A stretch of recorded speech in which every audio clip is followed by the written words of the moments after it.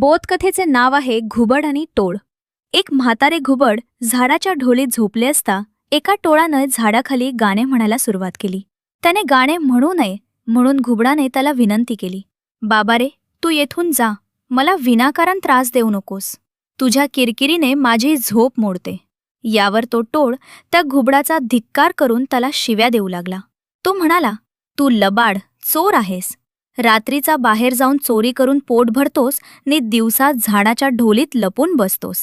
त्यावर घुबड म्हणाले, अरे, तू आता आपलं तोंड सांभाळ, नाहीतर मग पस्तावशील.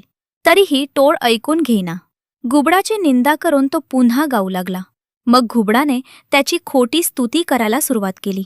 बाबा रे, क्षमा कर, तुझं गायन अगदी गोड आहे. माझ्या इतका वेळ ते लक्षात आलं नाही. तुझ्यासारखा गाणारा तूच. तुझ्या गाण्यापुढे कोकिळाही लाजेल. तुझा स्वर सारंगीपेक्षा चांगला आहे. बडी आठवण झाली. माझ्याकडे एक अमृताची कुपी आहे. त्यातले थोडेसं मी तुला देतो. फार वेळ गात राहिल्याने तुझा गळा अगदी सुकून गेला असेल नाही का?